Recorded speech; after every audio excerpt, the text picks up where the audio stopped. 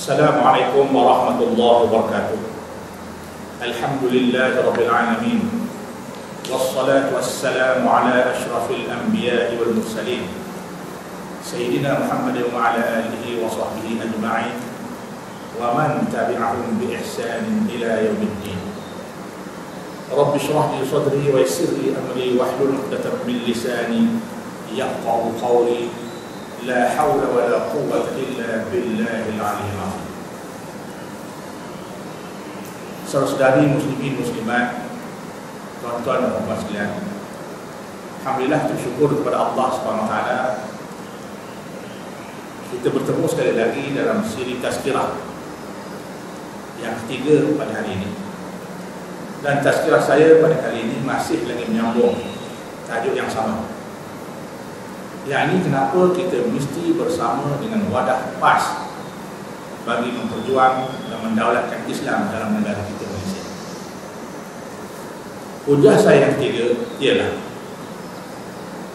PAS bukan sahaja parti yang dasar di Islam, malah ditubuhkan pada peringkat awalnya oleh ulama-ulama yang melihat perlu suatu parti yang dasar di Islam dan ditubuhkan di dalam negara kita Malaysia.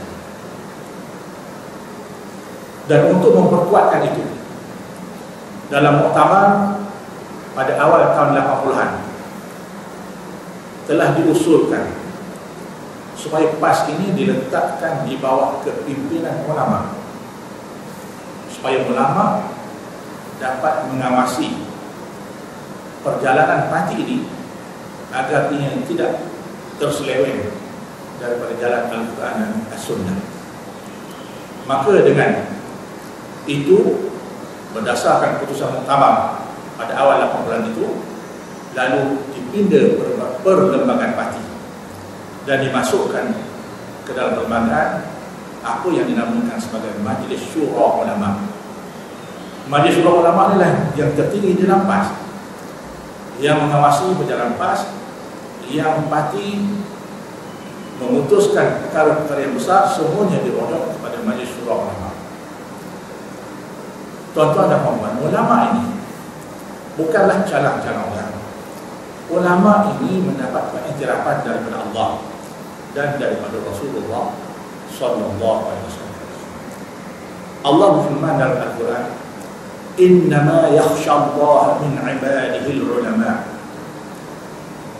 Hanya saja orang-orang yang takut kepada Allah dari kalangan hamba-Nya ialah ulama.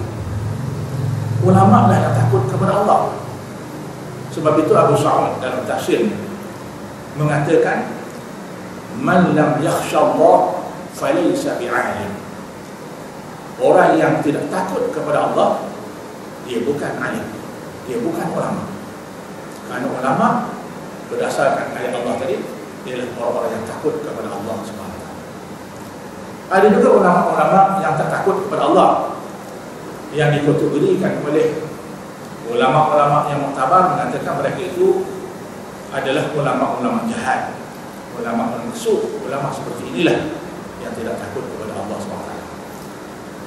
Sementara hadis pula, Nabi SAW bersabda dalam hadis yang sahih, "Al-ulama'u warathatul anbiya." Ulama lah yang menjadi pewaris kepada para nabi. Nabi-nabi dan rasul-rasul meninggal dunia tidak meninggalkan harta pusaka. Mereka mewariskan perjuangannya kepada alim ulama. Jadi ulama ini menjadi pewaris nabi. Sudah tentulah ulama pewaris nabi takkan mendiamkan diri terhadap perkara-perkara mungkar yang dilakukan di dalam masyarakat. Ulama pewaris Nabi takkan duduk diam di rumah tak berjuang. Orang-orang yang tidak berjuang seperti itu memang bukan pewaris Nabi. Pewaris Nabi siang malam pagi petang sentiasa dengan perjuangan untuk mendaulatkan Islam di atas hukum Allah SWT. Di ulama ini kedudukannya sangat tinggi, maka PAS mengiktiraf kedudukan ulama ini sehingga meletakkan PAS di bawah kepimpinan ulama. Cuma yang kita perlu faham, maksud kepimpinan ulama dalam PAS bukanlah bererti ketua cawangan dan ahli ketua cawangan mesti semuanya ulama. Yang di bertua kawasan dan ahli kawasan, dewan-dewan kawasan, semuanya daripada ulama. Peringkat negeri, peringkat pusat, semuanya daripada ulama. Bukan itu maksudnya. Maksudnya amat jelas seperti mana yang telah termaktub dalam perlembagaan. Majlis Syura Ulama itulah yang akan meneliti dan melihat perjalanan PAS dan menegur serta memutuskan perkara-perkara besar yang mahu diputuskan dalam PAS. Adapun pimpinan peringkat cawangan, peringkat kawasan, peringkat negeri, malah peringkat pusat pun sentiasa ada gabung jalin antara ulama dan golongan profesional dan yang lain-lain. Tidak semestinya semua ulama. Ada orang memahamkan kalaulah PAS ini di bawah pimpinan ulama, sepatutnya semua yang memimpin PAS itu ulama. Itu kepahaman yang salah. Sudah cukup dengan kewujudan Majlis Syura dalam PAS untuk memastikan perjalanan parti itu betul mengikut landasan sebenar menuju ke hadapan Allah SWT. Maka Majlis Syura Ulama ini telah ditubuhkan, diketuai oleh Mursyidul Am. Mursyidul Am yang pertama ialah Tuan Guru Haji Yusuf Rawa, dan kini Mursyidul Am PAS ialah Datuk Tuan Guru Haji Ni Abdul Aziz Nikmat, Menteri Besar Kelantan. Dan anggota Majlis Syura ini semuanya terdiri daripada ulama-ulama yang muktabar, yang dipilih oleh parti, yang dipilih oleh dewan-dewan peringkat pusat, dan yang dipilih oleh ahli Majlis Syura sendiri. Hari ini ahli Majlis Syura terdiri daripada 17 orang ulama, termasuk Mursyidul Am dan termasuk timbalan Al-Mursyidul Am. Semua perkara besar yang diputuskan di pusat sebelum dilaksanakan mestilah dirujuk kepada Majlis Syura. Sebagai contoh, untuk memutuskan sama ada kita boleh bersama dengan Parti Keadilan Nasional, Parti Keadilan Rakyat dan juga DAP dalam satu Pakatan Rakyat, maka perkara ini telah dirujuk kepada Majlis Syura. Majlis Syura sudah tentulah membuat kajian yang mendalam berdasarkan dalil-dalil Al-Quran dan Sunnah, ijma' dan juga qiyas. Akhirnya memutuskan kita boleh bertahaluf siasi, kita boleh duduk dalam Pakatan Rakyat sebagai satu tahaluf siasi, iaitu pakatan politik sahaja. Maka kita pun bersama dengan Pakatan Rakyat dalam satu pakatan politik untuk kita menumbangkan UMNO dan masing-masing. Contoh yang kedua, penyokong-penyokong PAS yang terdiri daripada orang-orang bukan Islam. Bagaimana nak buat? Akhirnya dibincang dekat pusat dan dirodok pada Majlis Syura Ulama.